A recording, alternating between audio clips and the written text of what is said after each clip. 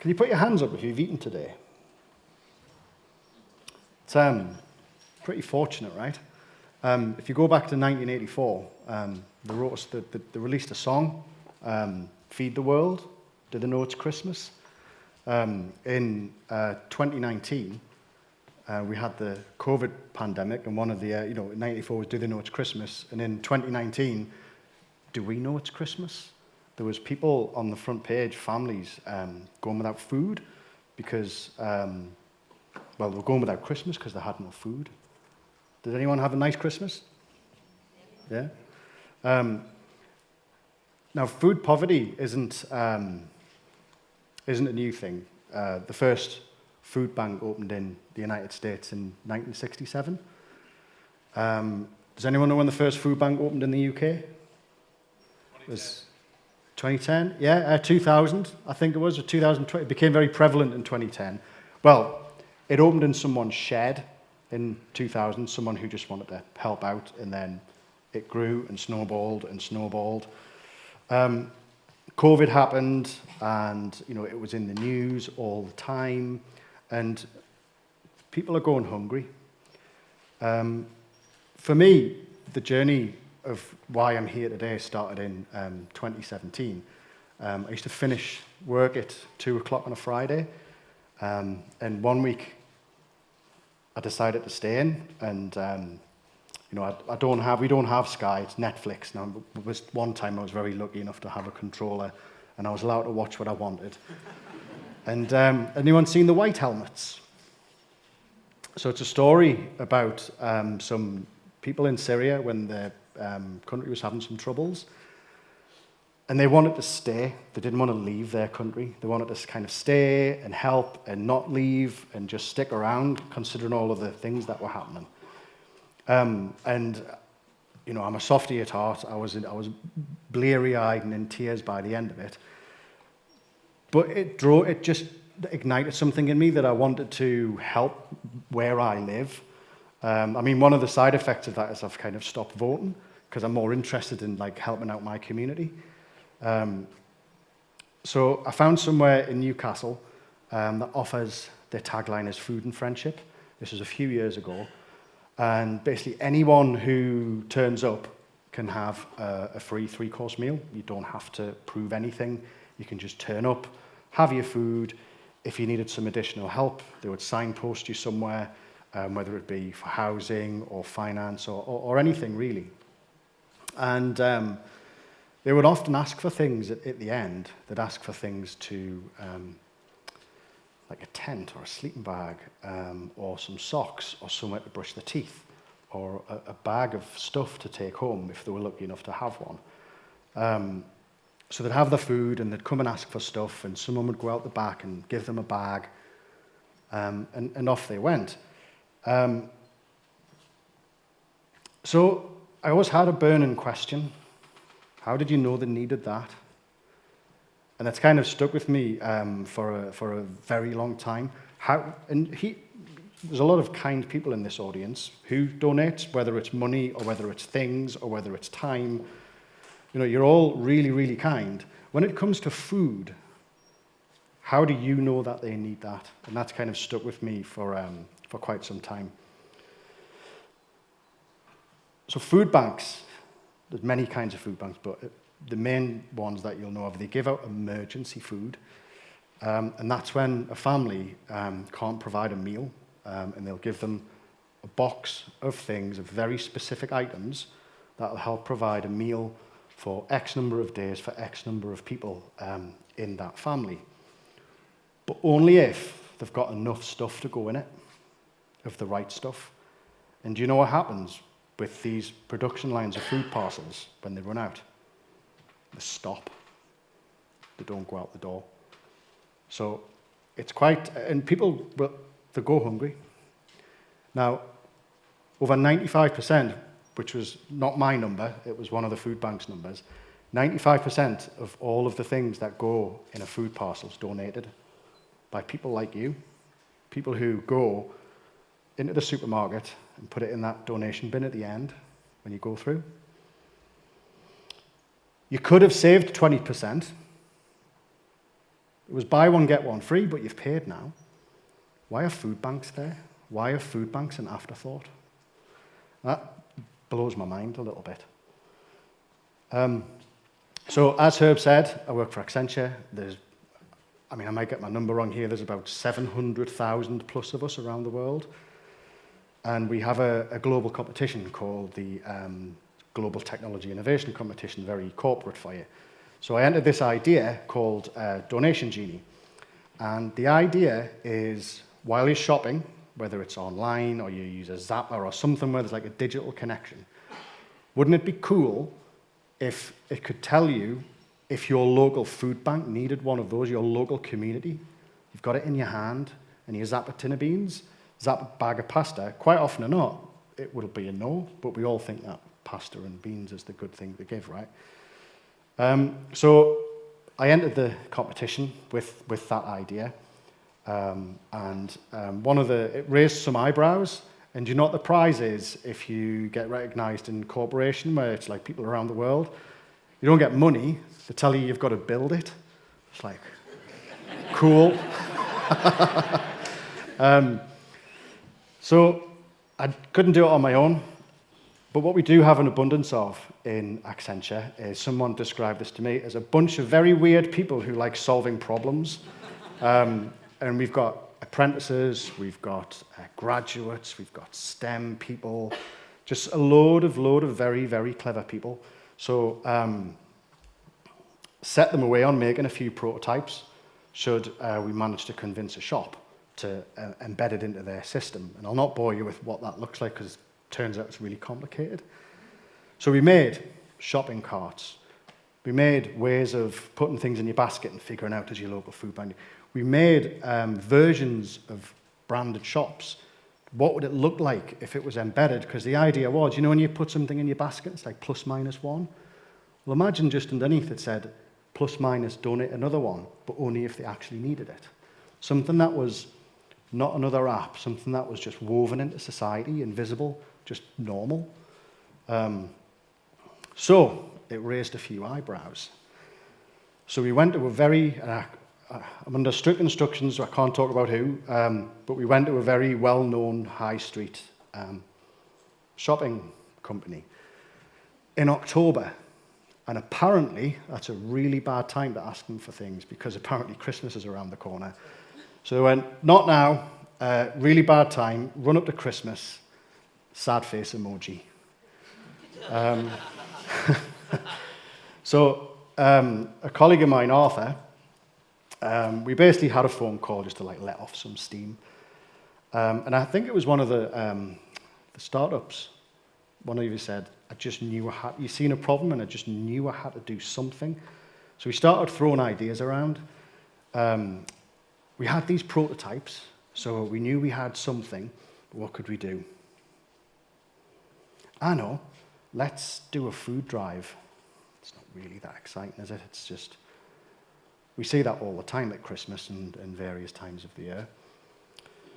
What if, like Batman and Robin, we'll drive around and just give food banks lists of things that we need, because we had some data and we could prove some stuff. Data's key, right? But there's only me and him, and it would take forever to find time to do it and more people. And I remember this moment very well. It was 8 o'clock at night. Arthur, I'm going to hang up. I've got an idea. I'll speak to you later.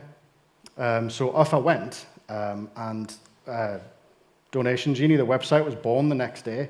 So if you go to, hopefully scan that and it'll work. I have tried it on a little screen. It does work. But the idea was, so the next morning I was like, Arthur, I've got an idea. Let's ask Joe Blogs if they want to put their postcode in and see what their local food bank needs, and let them decide for the whole of the UK what they want, to make sure that when you donate, that they actually need it. Now, it turns out that you do care. So at the core, you put your postcode in, and it'll tell you what your local, what a food bank that it knows of in your area. We are aware not all food banks are on there. But you can put various postcodes in. I've done like Downing Street, and I've done my house, my mum's house, and whoever's postcode I could figure out. It takes place names, and now that stirred up quite a bit of attention. We launched it. They started getting a lot of, not just hits, but people actually using it. We had examples of our customers and partners looking up food banks wherever they were, going on Uber Eats or wherever the shopping thing is, filling cars full of Uber stuff and sending it to their local food banks, like way beyond 6 degrees of separation of me. And it was incredible. Arthur and I took a car full of stuff to Sunderland and Durham Food Bank. And when we got there, it was quite sobering. 2 things: cages and cages of things that couldn't be used in food parcels, but all donated through kindness. Just think about that for a second, things that can't be used. But then also, production lines stopped because they didn't have enough. Well, we know that you need this stuff. And the feedback from that food bank was no family from there went without a parcel for food on Christmas Day. And that was kind of like, crikey, Moses, this thing's hit the nail on the head. I was interviewed by BBC. It was on the news, it was on the radio. And my only claim to fame is someone told me in the pub one night, "You look like that guy I've just seen on the news." And I was like, cool, was he really good looking? One of the key things that I started to look for is food banks, and I'd find them and I'd send them a message. So I was getting phone calls going, we need some stuff. And they were ringing with various different reasons. One particular one, well, the one common message that they always got from me was, "Thank you for everything you do. Please let me know where and when. I can send a van of food, and I'll send you a van of food. How can I help?" One particular call came from Oakhampton Food Bank down south, and they said, "We don't have a website. We're not on your list. We don't know what to do." So I was like, "Well, tell you what, same message. Let me send you a van of food, and we'll have a chat in a week or so and figure it out." So being a big corporation, building someone a website's easy, right? But we don't want to give people more apps. Who's had a gut full of apps?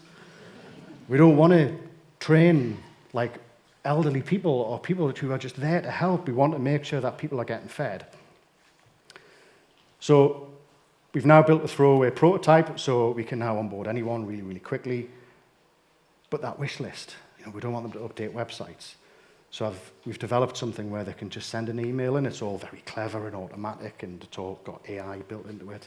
And they can update wish lists now in seconds, just by sending an email, that tech that everybody else can use. So I've heard this phrase a few times, "Shy Ben's getting out" today. Being corporate, Shy Ben's getting out. I turn to leadership and says, "Can I have some money?" And guess what they said? Yes. I was like, get in. So I went on Instagram, added anyone I could find, anyone that needed something, got in touch with them, same message, "Thanks for everything you do. Let me know where and when I can send you something, and I'll send you a van of food." But one thing bothered me is I was finding more than just food banks. Shelters for people who had been victim of violence, baby banks, community kitchens, they were all there. So I just started sending them. And so the short part of that is we can now onboard anybody. It's not just food banks, and it's not just food. It's anyone who's solving a food security issue. I've extended Donation Genie. So when you log in or you do a search, you click on a food bank. Every single food bank now has a QR code. You scan it, and it'll take them to their particular shopping list.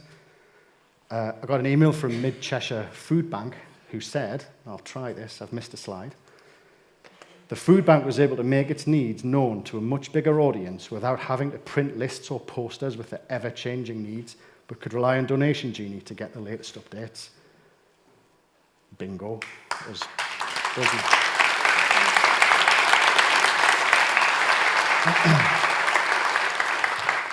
Now, one problem remained. Shops have really trendy food descriptions. Food banks don't. So like how? How can I join those dots? You know, because if there's got some Gen AI taken from a wish list, using Gen AI to flip it to something you could buy in a shop, and you can go in there and press the button, I hope. I mean, it worked for tens of thousands of hits, so I'm sure if all of you have a go now, it will be fine. In the beginning, it was really difficult to pair things together, and I am going to go over slightly, so sorry. Joining those dots of pairing a food bank's wish list to a supermarket product. How do I do it the other way around? So an example I've got here. Huggies Dry Nights Pyjama Pants for bedwetting, 4 to 7 years, 17 to 30 kilogram pants. And I feed my postcode to AI. It tells me Hebben Helps in South Tyneside needs nappies. There's no word match, and AI is allowing that to happen now. So I can take Donation Genie data, I can take my postcode, and I can take AI, join all the dots. I've even got a prototype working this week of scanning a barcode, and it tells me where it needs that barcode using AI. And that's why I was asking all the guy from Newcastle Uni, that's why I was asking all those weird questions yesterday. Because they were using all the trendy, well, this is called one of that, and this is called that. And I was like, I don't know what any of it's called, I just know it's doing this, and it's great. I want to leave you with a story. And this is a distant wish. I'm diabetic, and I need insulin. And some time ago, I was in a chemist, and I was waiting for my bag of stuff. And somebody came in with, bought some stuff, I don't know what it was, like nappies and paracetamol or whatever, and they paid. Why was I not sent to a medicine bank? Because they don't exist. They don't exist. Chemists have got a responsibility, a social responsibility, because they're connected to supply chain. They've got the stuff. They've got a social responsibility.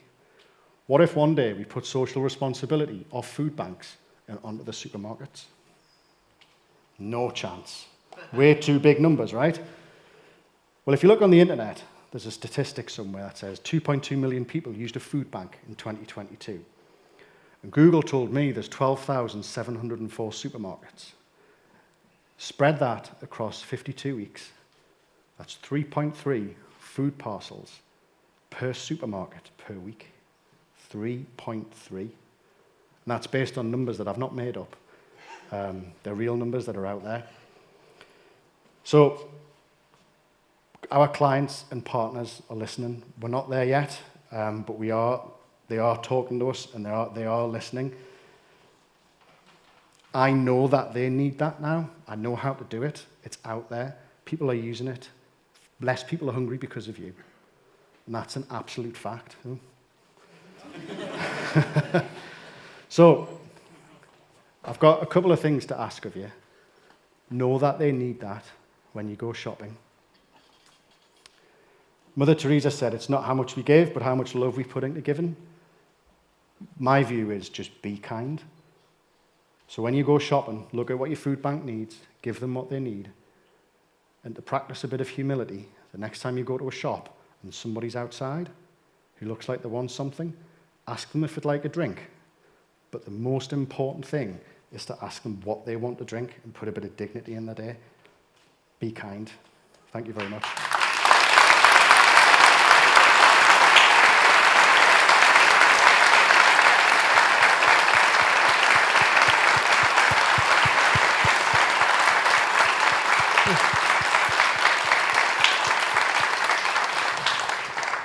Thank you so much, Paul.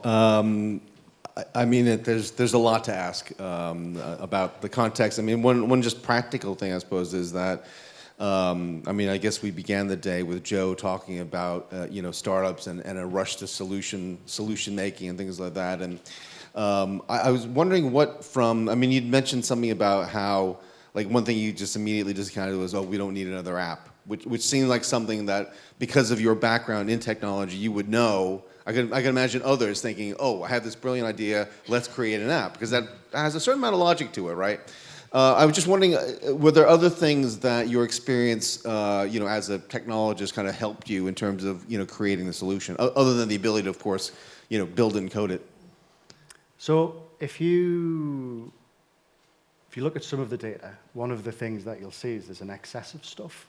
Yeah. And doing software engineering, you go, well, they've got too much of that, and they haven't got enough of that. Sure. So we just give that to them, and then they can give that to them.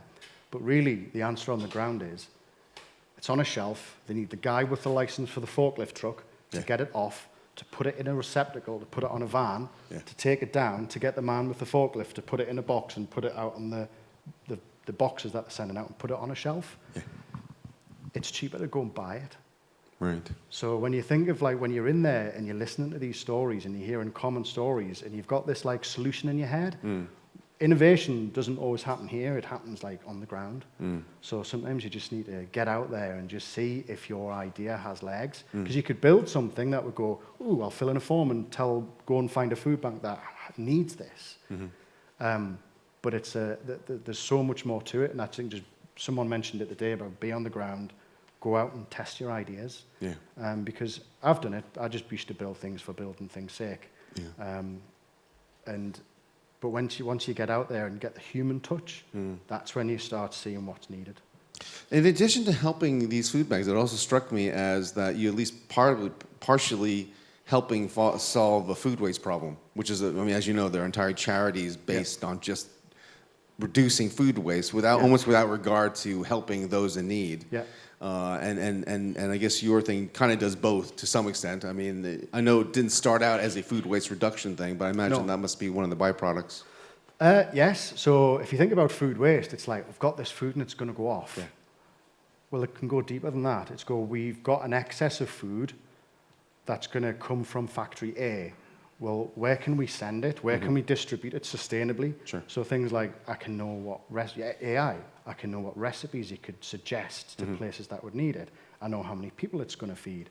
So it just goes deeper to the source to go, where can we know to send it before it goes on a truck and goes however many miles to go, we've got the problem now. We can start looking at solving the problem at its absolute root of creation. Okay. One last quick question. Is there a next major milestone in mind for where you're trying to take Donation Genie?